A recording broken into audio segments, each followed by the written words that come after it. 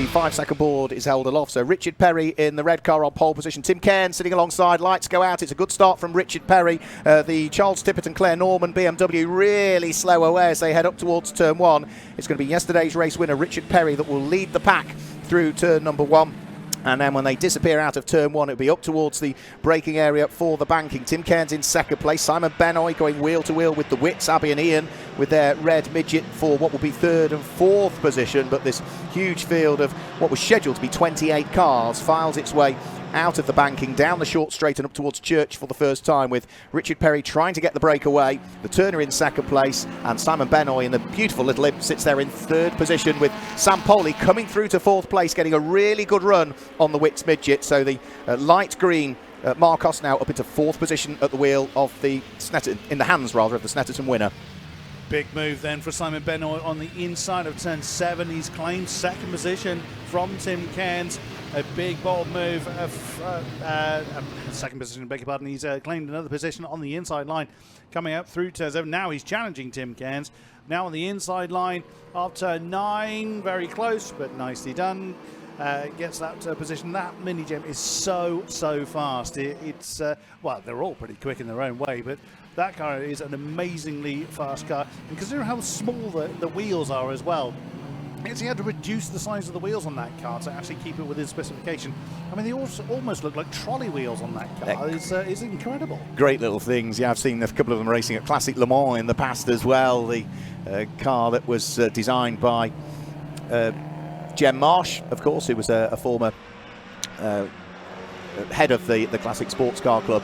So out of the banking now, Simon Benoy just ran a little bit wide coming out of the banking. That was putting himself under pressure. Further down through the order, we've got the number 81 car, which is James Atkinson looking to attack. So Simon Benoy, yeah, slow out of the banking. Look at it, it's lifting the front wheel, the inside wheel on the Hillman Imp. Rear engine car is lifting. He is looking to try and re-attack Sam Poley, but for the moment the Marcos is still hanging on to the position. The Imp running out of puff a little bit in a straight line all the way down through the order. There are some great fights going on, including the number 14 car, which Rob Sinclair shares with Nick Aviard. That's under pressure from the white BMW, which is Claire Norman and Charles Tippett that sit behind. So some great fights all the way through the order, a bit like we saw yesterday, didn't we? Some great battles, whether you're at the front or at the back. There's always somebody to play with. I'd imagine we'll have much more of the same. There is the Witt and Witt number 87. It was Abigail Witt that started that car yesterday, and that's had an absolutely storming start again, but is now very much under pressure as they come down through the corkscrew. A little bit further back, there's Tim Cairns in the Turner, now under attack from that from the 87 car. That's trying to work their way through.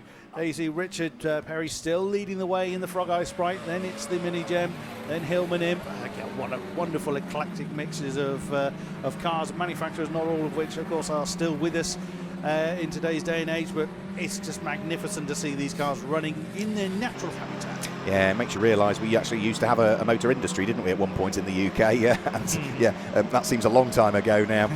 Up towards the brake area for the banking. This is John Hughes in his Sprite, coming under pressure from the number 62 that sits behind, which is Charles Marriott. Now, Charles retired from yesterday's race, so that midget with its yellow wheels is trying to carve its way up through the order. That's why he's got his lights on, just to let some of the slower cars know that he wants to try and push on. And Charles Marriott is slowly working his way through and up into positions. That's another place gain for Charles Marriott. Now he's at the front of that queue. He'll try and escape the grasp of those behind and pull away. Yeah, and then you got Phil Stader in his midget, the two-car scene. Now, we saw trouble for Mike Henney's car. I didn't see it in the paddock when I was coming through this morning, so hopefully the Turner is still with us. The Turner got beached coming down through the corkscrew yesterday, so hopefully that car is back with us. Like I said, I didn't see it when I was coming through. There's the Potter and Stowe, number 45. Again, we don't know which driver has started in that particular car. But yeah, a great run for them coming down. Yeah, overtaking coming up through turn 9.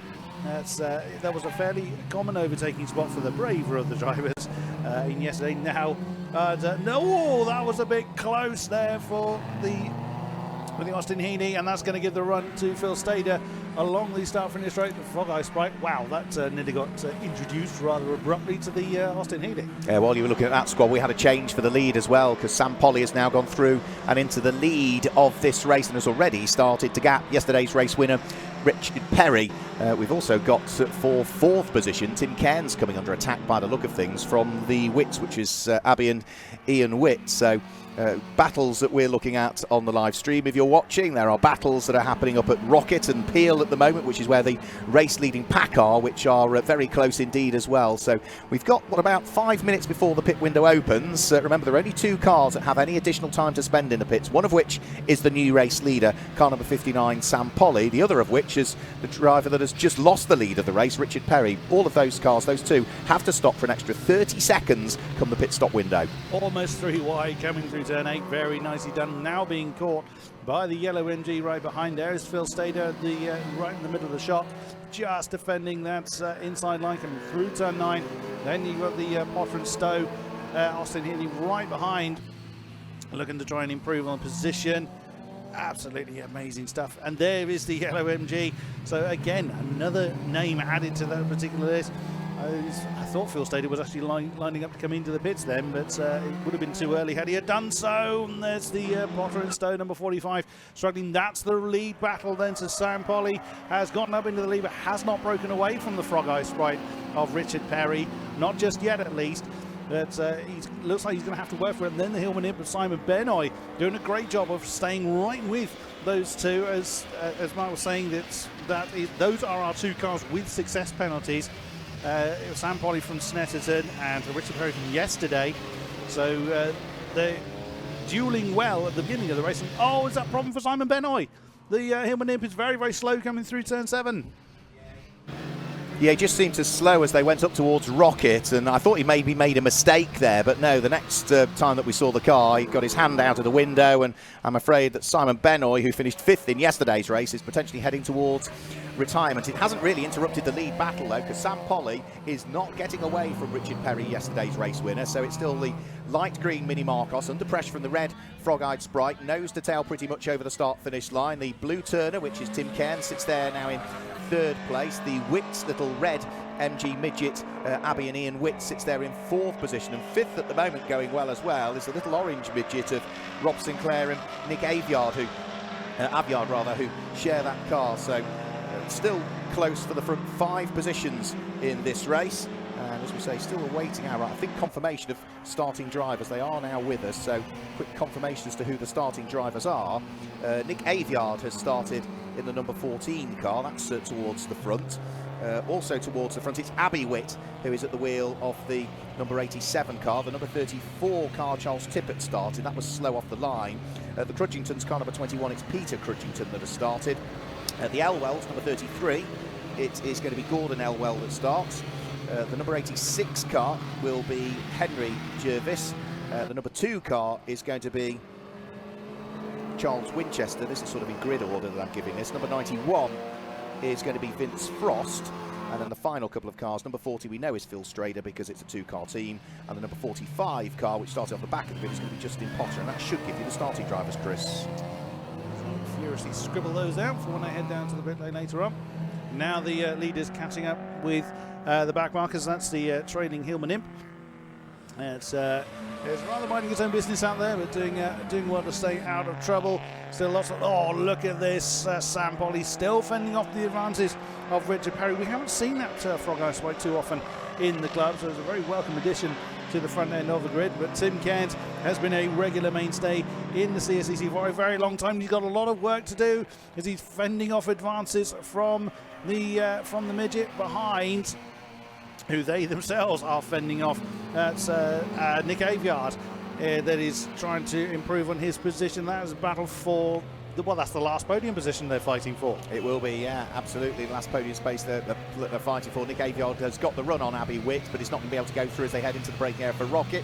Abby just locks the unloaded inside left wheel and then cuts across the nose of Nick Avyard's Sprite, so there's nothing that Nick could do there. He loses a bit of ground actually as they head round through Rocket. So Tim Cairns pushing hard at the wheel of the blue Turner, car number 18, to try and hang on to his position, but he's under pressure now from Abby Witt, who had a really good stint yesterday before she handed over to Father Ian Witt. There's traffic now just up the road as well, which is going to be David Cornwallis with the 1600 Ti, the Radio Caroline liveried car.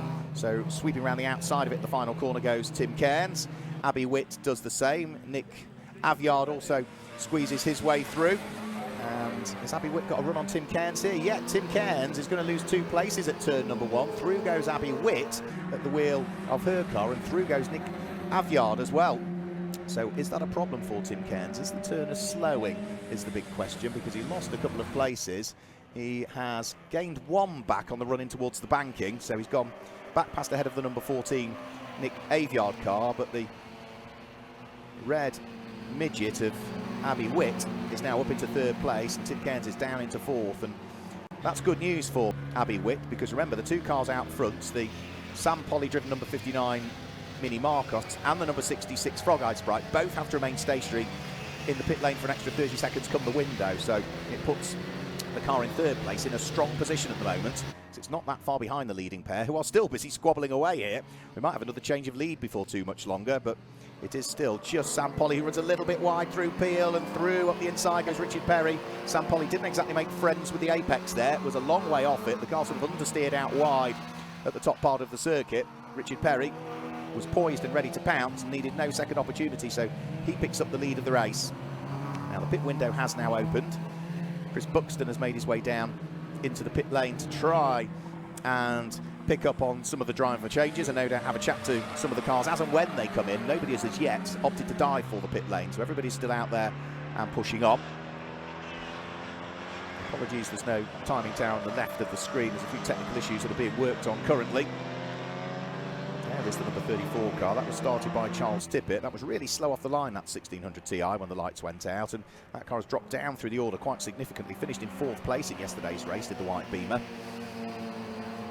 But for the lead of the race, Sam Polly, since losing the lead, has fallen away a shade from the red Frog-Eyed Sprite in the hands of Richard Perry, and is dropping ever more into the clutches of that number 87 midgets of Abby Witt, who's doing a really good job again, I've got to say, sticking to the task in hand. She'll be well aware that the 2 cars ahead have extra time penalties. Of course, the winner of this race would pick up a 30-second penalty for the next Swinging 60s race that we would have. And Swinging 60s are next scheduled to be out at Brands Hatch on the 4th and 5th of June.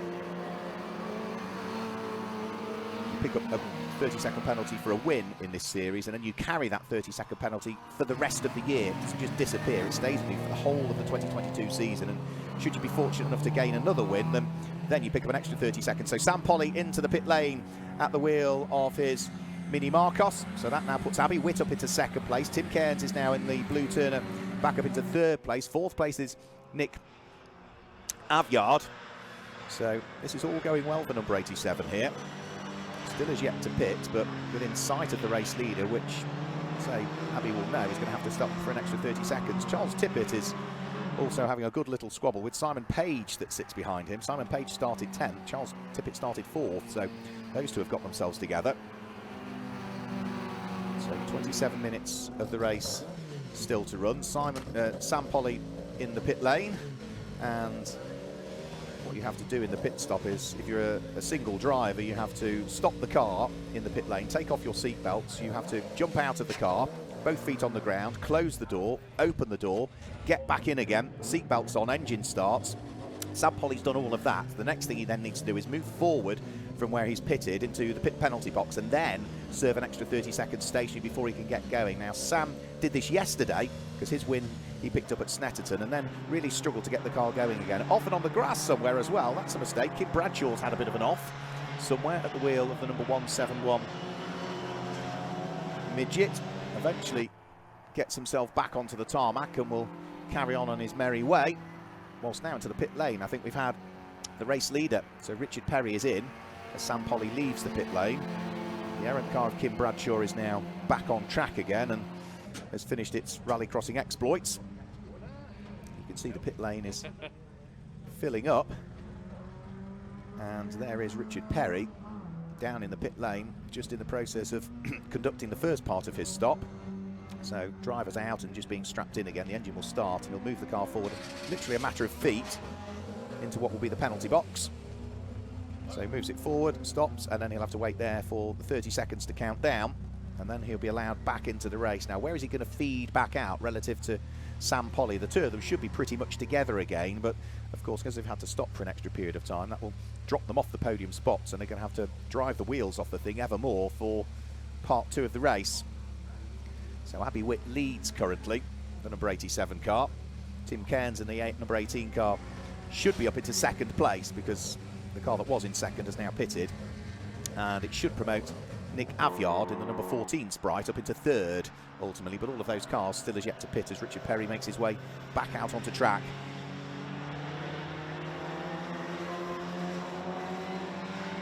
As for our class leaders, we'll pick up on the class leaders once we've cycled through all of the pit stops, because it's a multi-class series. Cars up to 1 litre sit in Class A, those between 1 litre and 1.4 in Class B. Cars between 1 litre and 1.4 of their mini or mini derivatives form Class C. 1400 to 1600cc is Class D. 16 to 2 litre, as long as it's a 4-cylinder engine, sit in Class E. And if you're running a car that has the Dunlop historic tyres, which are the cross-ply tyres, then you run in Class F if the car is running to sort of those historic tyre regulations, and that's usually where we see FIA Appendix K cars come into. So 24 minutes of the race still to go, which means we've still got, what, 9 minutes of the pit window remaining open. We've not had that many takers into the pit lane really as yet. We've had, what, half a dozen cars come into the pit lane, that's all. King Bradshaw, after the rally crossing moment at the wheel of the number 171 Midget, is just turning around through the final corner and over the start-finish line with a dark green Midget with the white roof to it, trying to hunt down Gary Lyons' Alpha that lies ahead. Gary is a lap adrift though of Kim Bradshaw in the Alpha. The cars that pitted, i.e.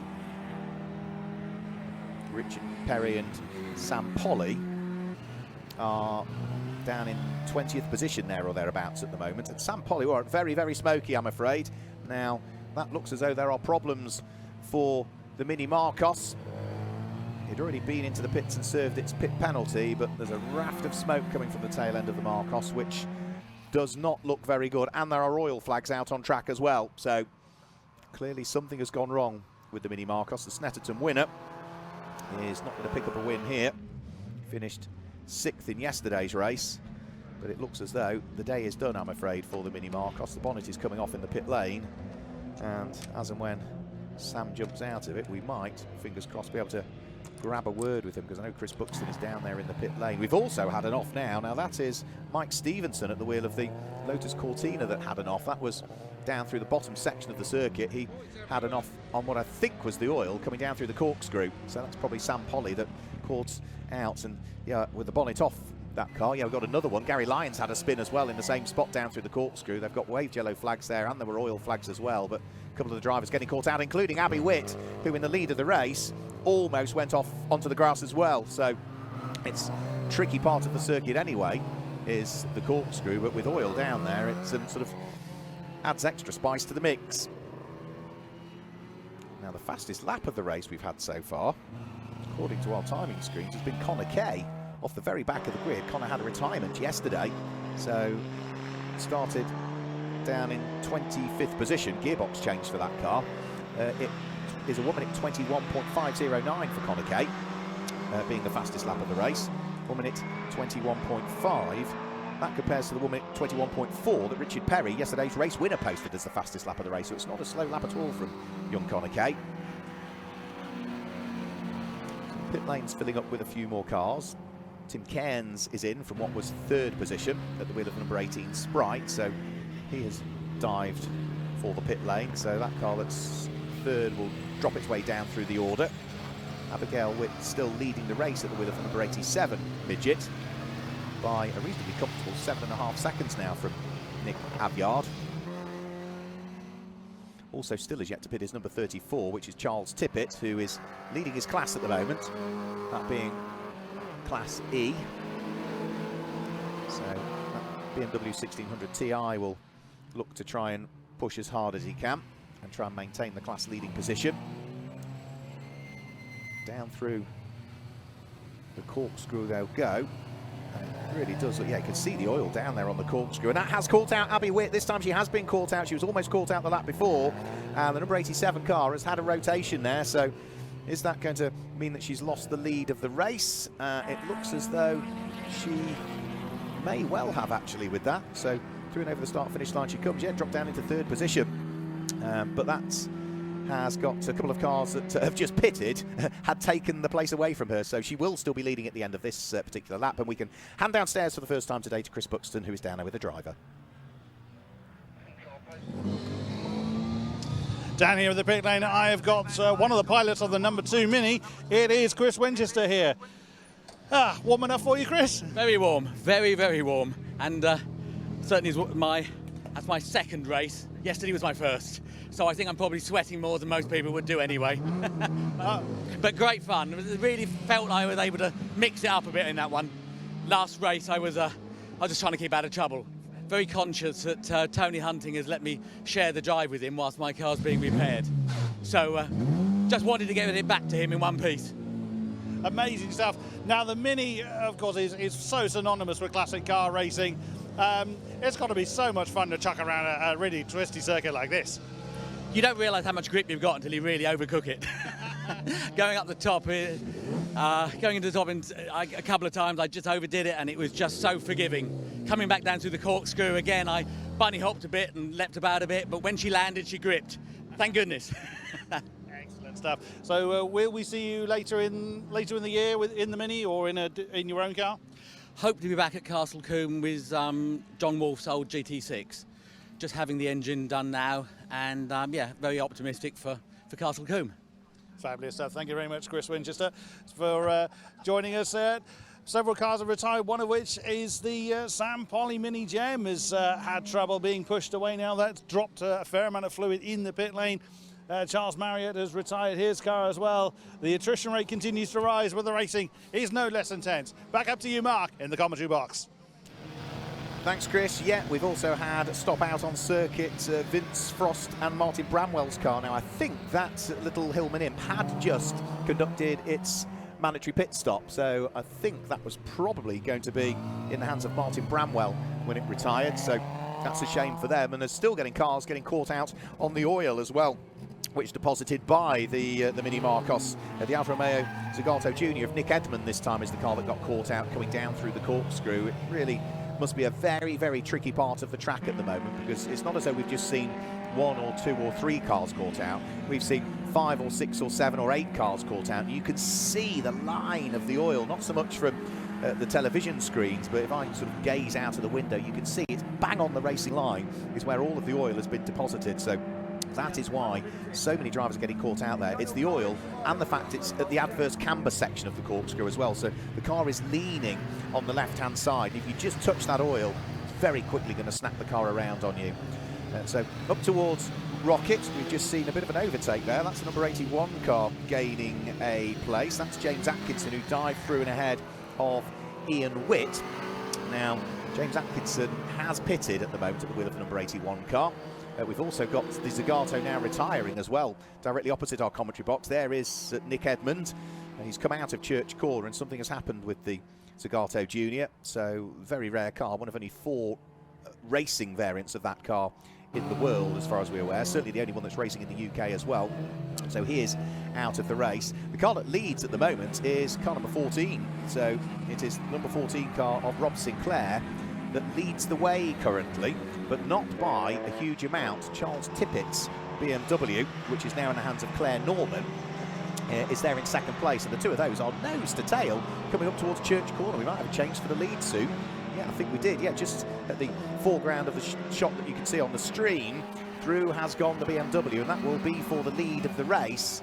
And now it is going to be the quicker cars that have stopped for longer beginning to try and catch them as well. So we're going to have a great little fight going on just behind what is the lead battle, and it is going to be Ian Witt that is under pressure from Tim Cairns, and right with Tim Cairns is the little yellow car that sits behind, which is going to be James Atkinson. So that is all going to be for position. That is going to be for what will be 3rd, 4th and 5th position. I said Ian Witt. No, it's actually the Frog-Eyed Sprite, isn't it? So therefore that'll be Richard Perry, actually. So it's going to be the BMW that will lead. Number 14 Sprite there in 2nd position. And then the squabble that we get between the Turner, the Austin Healey Frog-Eyed Sprite and James Atkinson's Midget, which are all just working their way down through the oil and the slippery section of the circuit, down through the corkscrew at the moment. Tim Cairns doing a good job. They're all taking that different line, not touching the apex at all, staying off the oil as they come down through the corkscrew and over the start-finish line with just 15 minutes remaining. There is one car that hasn't pitted yet. The pit window is about to close. Simon Page, number 88, Austin Healey Sebring Sprite, is not showing as having pitted currently, so he needs to come into the pit lane, otherwise he'll run out of time. And in fact, I think has now run out of time because the pit window has closed. And based on the information that we've got, we haven't seen that car come into the pit lane, I'm afraid to say. Now, one car that has come into the pit lane is the Alpha. We'd seen that retire out on track on the exit of Church, but it has come back into the pit lane. And whilst that is in the pit lane, let's go back downstairs to the pit lane where Chris Buxton has managed to catch up with somebody else.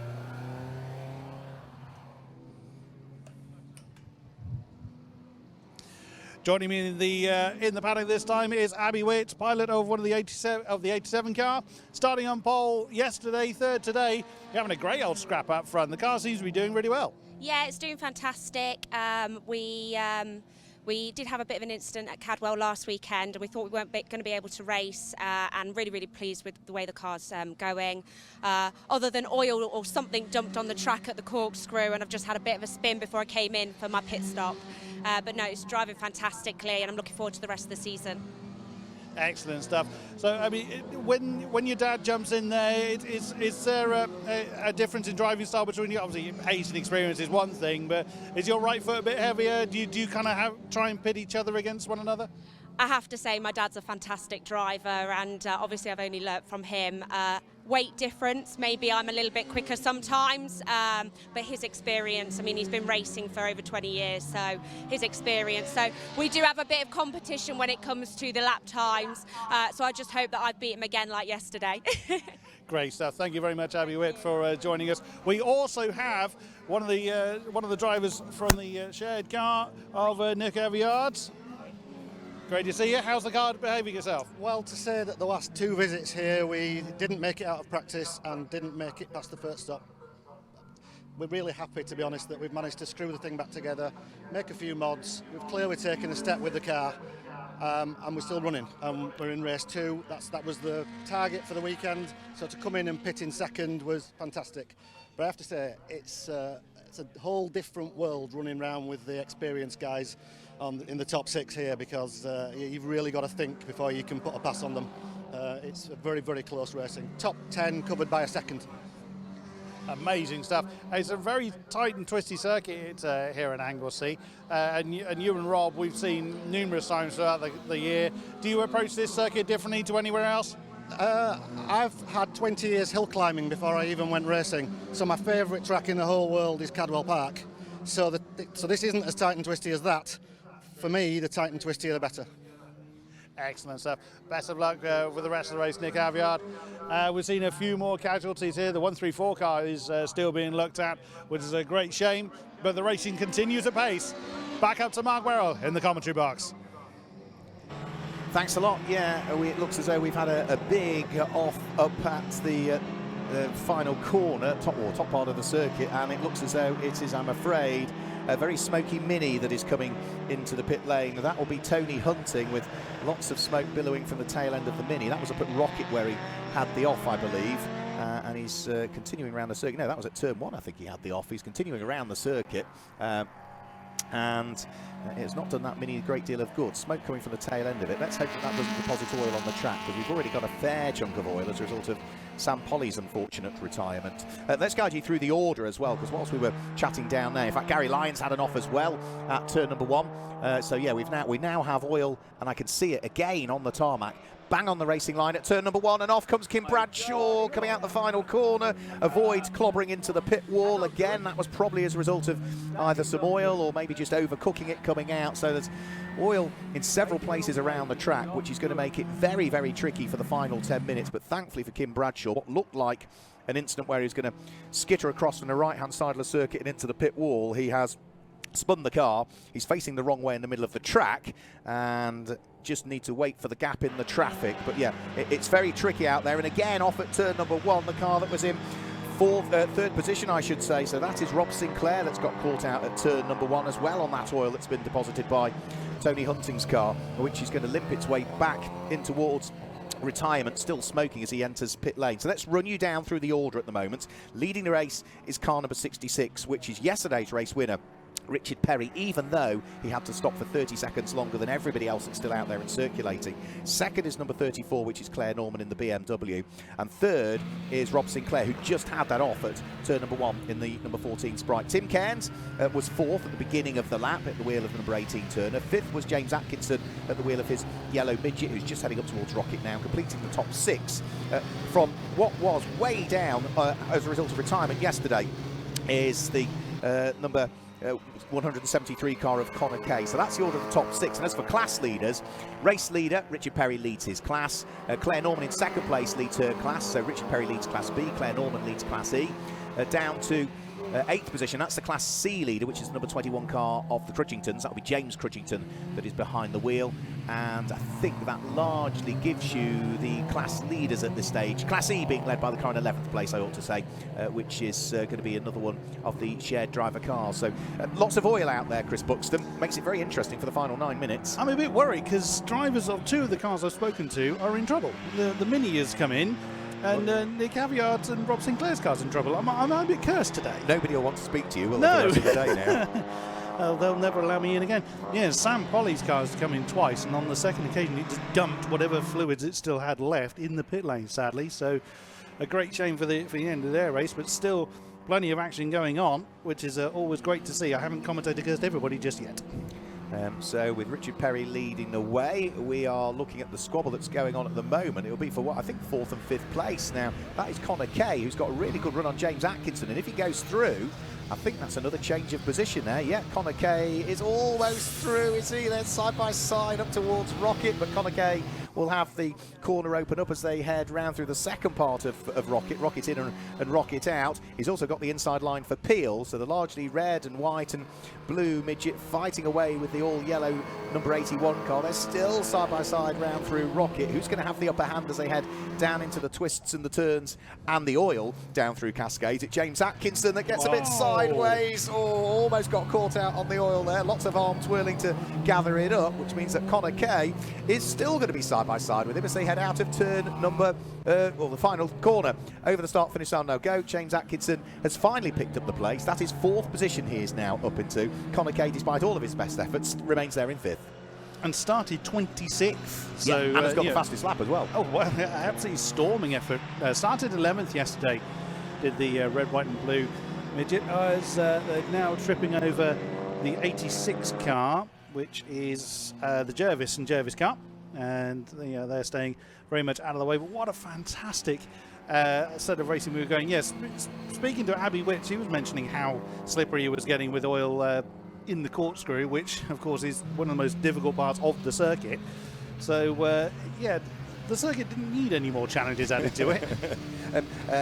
I have only just picked up as well. You know, we got the 2-car team, but Mike Kenny had issues yesterday with the Turner. I've only just spotted that Phil Strader's midget is still out there, so that's become a 1-car team for today. Obviously, they couldn't fix the car, so they're both sharing the car today. Yeah, clearly it wasn't just a grounding issue. I mean, we saw the Turner beached coming out of the corkscrew yesterday, so it would seem there was greater issues. Axle issue or half shaft or something. Yes, maybe. Something you can't just beat with a hammer and put back together with gaffer tape. And still, Atkinson and Kay are having an argument coming down through the latter half of the lap.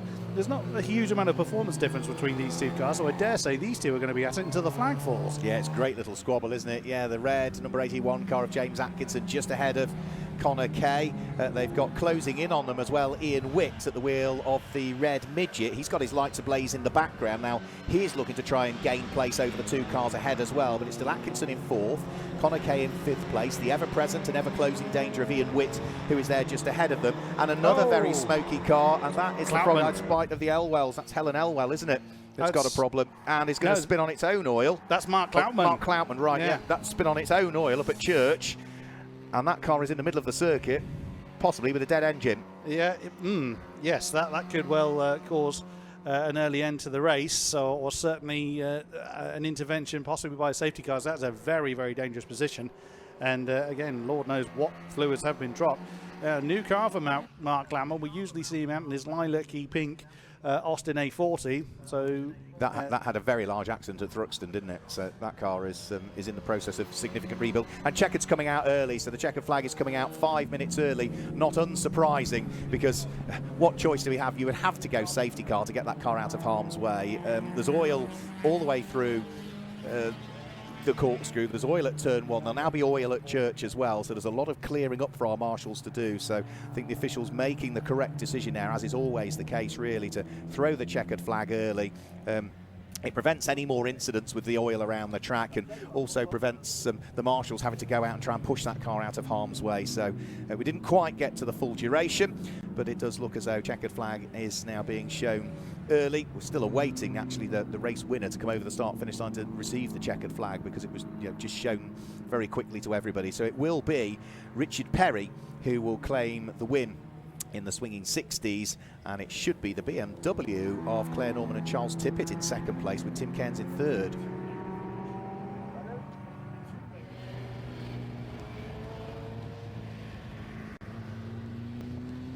So that should be the order. We'll get all of that confirmed in a moment. We'll bring a graphic up for those of you that are watching the stream that will confirm all of that. And if you are watching on the stream, or maybe you're here at the circuit and you're enjoying the footage, why not subscribe to the Alpha Live YouTube channel, who are providing our images from today. We want to try and hit 26,000 followers on YouTube if we can from the course of the day, which means we only need 99 more today. So we're on 25,901 followers on YouTube. So if you're watching on YouTube, please subscribe. If you are here at the circuit, or maybe haven't subscribed, just click the subscribe button for us, and then you can watch all the other services that Alpha Live provide, literally weekend in and out. So yeah, just if YouTube, click subscribe, and you can follow Alpha Live from there. We'll try and get to 26,000 by the end of the day. So we should be able to confirm our results for you for our Adams and Page Swinging 60s Group 1. They had a race yesterday. Victory was secured by the number 66 car of Richard Perry, and he wins again today from Claire Norman and Charles Tippett in second place, with Rob Sinclair and Nick Everyard in third place. Tim Cairns was fourth, ahead of James Atkinson in fifth, who had a great battle with Connor Cow at the back of the grid, who came through to finish in sixth place. Ian and Abby Witt were there in seventh place, ahead of a class win for Peter and James Crutchington, who were eighth. Simon Page in ninth place, and Mark Cloutman was 10th, just before the checkered flag came out early. His was the car that caused the problems. Kim Bradshaw was there in 11th place. The pairing of the Jervises finished in 12th place, and it was the Smoky Mini of Tony Hunting, Chris Winchester that were there in 13th place. Mark Lister was 14th, ahead of Potter and Stowe in 15th. Gordon and Helen Elwell in 16th place. 17th for Conor 152, Mike Stevenson, and then it was the Phil Strader and Mike Henning car that finished in 18th, ahead of Gary Lyon, and completing the top 20 was car number 95 that finished in 20th position. Problems for all the rest of the cars further down through the order. Steve Atkinson was there in 21st, David Cornwellis in 22nd. You can see the rest of the finishers and the non-finishers from there as a result of what happened in the Adams and Page Swinging 60s Group 1, our first race of the day here at Anglesey.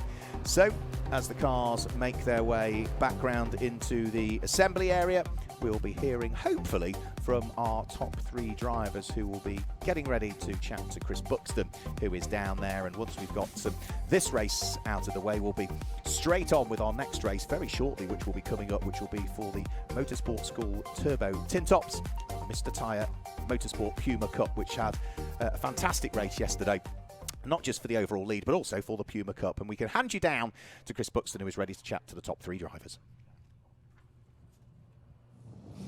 Winner from Prole, and even with a 30-second penalty, it's the number 66. You can see our podium three are all congratulating one another on a very, very hard-fought race.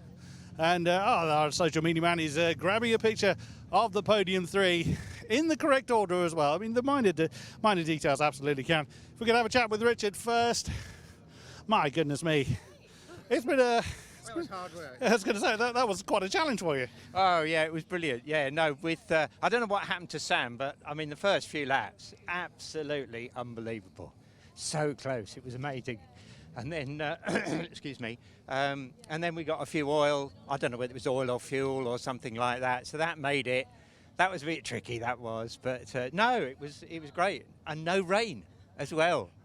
We did wonder if the rain was going to visit, but the track doesn't need any more challenges, I'd have thought. No, it's amazing. It's a long way to come. I mean, it took us to get up here 8 hours, So traffic and jams and stuff, but no, we're staying on the way back, so we're going to have hopefully a nice day today. So, but yeah, brilliant. Really enjoyed it. Well deserved win. Thank you very much, Richard Perry. We look forward to seeing you later in the season with. Oh, what a great machine that has proven to be. In second place is the Tippett Norman number 34. If we could, I'm sorry to interrupt you, Claire, with your chat there. So Claire Norman, what? Timer going up. So starting in third yesterday, third again, and second this time around. Yeah, no, very exciting. My dad should be here somewhere. He started the race today, and yeah, it's been fabulous. Don't know what to say really. Very excited. Yeah. Again, what a mixture we've got. We've got Austin, we've got BMW, we've got Turner. How well does this car suit this particular circuit? I mean, you've been strong all weekend. It's great along the back straight. Good along the straights. It's a bit fiddly and heavy through the corners, but it handles really well actually. It's very manageable. So it was good. Just finding a way past the MGs. And will we see you later in the year? Yes. Yeah. Wonderful. Definitely. We very much look forward to that. Thank you very much, Claire Norman and Charles Tippett, wherever you may be. A great second position in the 34 and a very familiar name and face here. Well, the turn is the new proud again, Mr. Cairns. Yeah, well, it's sort of, yeah, it was very slippery out there. And there was oil on several corners, but everybody that drove through the oil took it to the next corner. And it was very slippery all the way around, so quite tricky. And I think we were about the only 3 people that didn't spin, actually. And it sort of, well, came to fruition in the end. So, yeah. It was such a great weekend. Nobody's damaged their cars. I think most of them just spun onto the grass and stuff, because I don't like to see damaged cars. No, indeed. Went for an explorer of the beautiful Welsh countryside. Well, yeah, I suppose it's very beautiful, I have to say that, but better seen from the track, I think, probably. But yeah, yes, tin tops, I don't mind seeing bashed up cars so much. Obviously not really, but these old cars, you don't like to see contact really. So no, it was a good race, fun. Car's not fast. Oh, sorry, the driver's not fast enough. So we'll try and do something about that next time. You are far too modest, Mr. Kent. It's always a pleasure to see you, and we wish you the best of luck for the remainder of the year. That's it for this particular category. Oh, we certainly shall, sir. Back up to Mark and the commentary box for the next group, which are now in the holding area. It's the Turbo Tin Tops and the Puma Cup.